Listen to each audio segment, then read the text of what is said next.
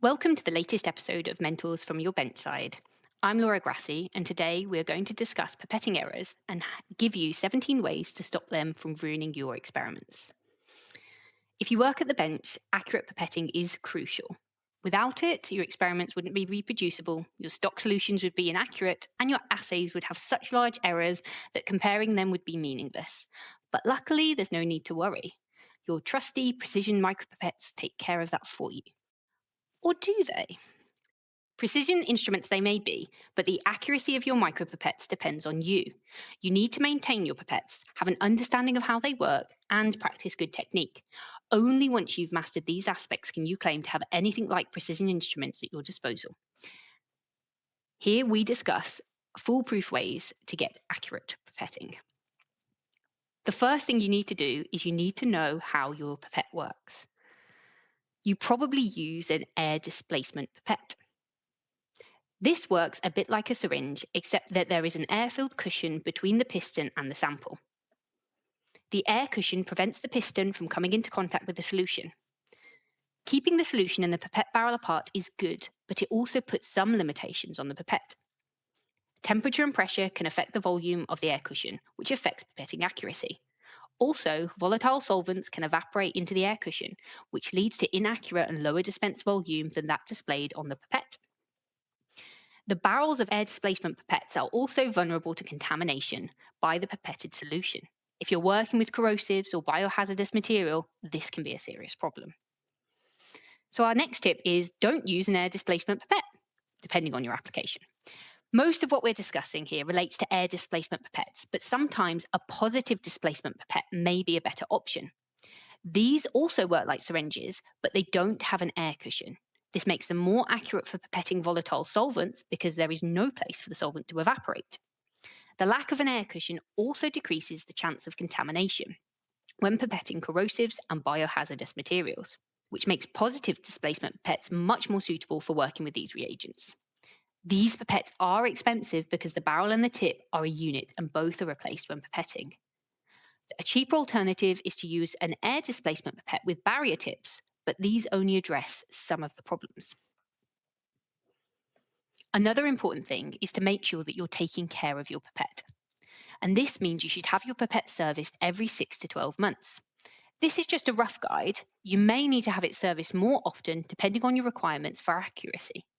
This service should include recalibration, greasing of the moving parts, and replacement of any worn out seals or other parts. It's best to have this done by an experienced pipette doctor. If you work in university or for a large company, there may be pipette clinics you can use. In other cases, you can send your pipettes off to companies that will do it for you. You can also check out our related article on how to assess the accuracy of your pipette, which is linked in the episode description. Another important thing is to make sure your pipette isn't damaged, and therefore you should check your pipette for daily damage. Examine the nose of the barrel where the tip is fitted for any obvious damage. If there is a problem, make sure you have it serviced because it's unlikely to be fit for the job. You should also clean your pipette every day before use. Simply wiping it with some 70% ethanol should do the trick. One of the key things is making sure you store your pipette correctly, and that is it should be stored vertically using a pipette holder. Storing your pipette this way prevents any liquids that are in the pipette barrel from getting any further inside the pipette and causing corrosion or contamination. And therefore, you should never put your pipette on its side with liquid in the tip. There's nothing preventing the liquid from rolling down into the pipette barrel. Remember, only air separates the liquid from the pipette barrel. Any liquid inside the barrel results in contamination at the least and can cause some serious corrosion damage elsewise. You should also make sure that you use well-fitting tips. Poorly fitting tips allow air to escape when drawing up and dispensing liquid, which leads to inaccurate results. You also need to make sure that you have excellent pipetting technique. So you need to make sure you know how to pipette properly. For the basics, take a look at Gilson's Pipetting Technique Manual, which is linked in the episode description. The most important rules to follow are pipette with a slow, smooth action, hold the pipette vertically when drawing liquid in, immerse the tip only slightly when drawing liquid in, otherwise you'll coat the tip with liquid, which will be transferred along with the volume inside the pipette. When dispensing the liquid, hold the pipette vertically, but keep the sidewall of the receiving vessel at 45 degrees. Pipette against the sidewall or into the liquid that's already there. Another way to check your technique is to test your accuracy. And you should check the accuracy of your pipetting technique regularly by dispensing 100 microliters onto a fine balance. The mass of your drop you make should be around 0.1 grams. Now, do the same thing 10 times and record the masses you obtain. If the variation between these is more than 0.5%, then you'll either need to reevaluate your pipetting technique or practice more. There are some tips that you can use to increase your pipetting accuracy. The first is pre-wetting the pipette tip. When you dispense liquids from your pipette, a coating of liquid is left on the tip, which makes the dispensed volume slightly less than that displayed on the pipette. Pre-wetting the tip before you pipette will help increase your accuracy. To do this, draw up the liquid into your pipette and then dispense it back into the original vessel. The coating is now on the tip. Now, when you draw up the liquid again and dispense it into the receiving vessel, none of it will be left on the tip and lost to wetting. This, however, is only recommended for volumes greater than 10 microliters. Another tip is to potentially use reverse pipetting. This technique is great when pipetting viscous liquids or volatile solvents. Reverse pipetting also helps when pipetting ultra micro samples of 0.5 microliters or less. Push the piston down to the purge position, the second stop, then draw the liquid up. Yes, there is too much liquid in the tip at this point. However, when the liquid is dispensed by pushing the piston to the aspirate position, that's the first stop, the extra liquid is left inside the tip. Using this method, the tip is automatically pre-wetted. The extra liquid also helps when pipetting volatile solvents because some of the solvent will tend to evaporate into the air cushion.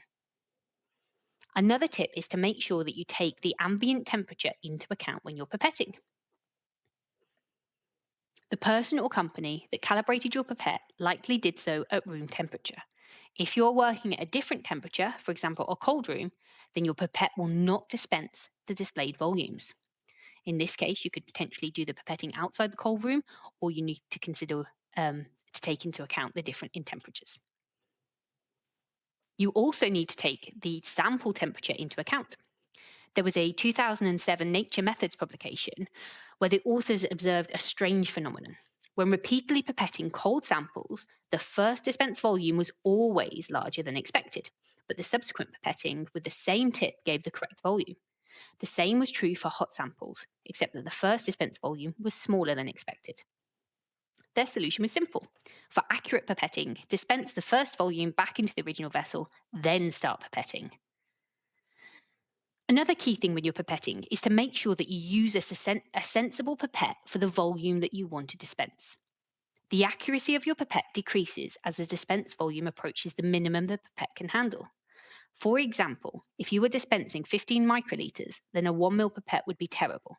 A 200 microliter pipette, not so good, and a 20 microliter pipette, ideal. You also want to make sure that you're pipetting the largest volume possible. Larger volumes are easier to pipette accurately than smaller ones. Say you are performing an assay where you have to pipette 5 microliters. Pipetting that small amount accurately is not easy and will likely contribute greatly to the statistical error in your results. On the other hand, you could dilute the stock solution 10 times and pipette 50 microliters of the solution. You could easily and accurately pipette this amount, which would yield much tighter error bars. And finally, as an extra tip to get maximum accuracy, an analytical balance is more accurate than any pipette. For maximum accuracy, use your pipette to dispense the volume you need, but do it in a tared container on a balance.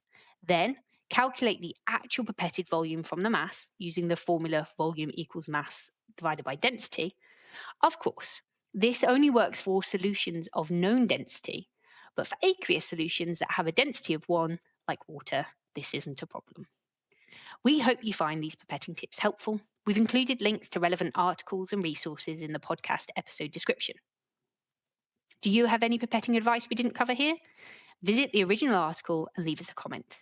And don't forget to check out more episodes of Mentors at Your Benchside to get more helpful tips and advice for your research.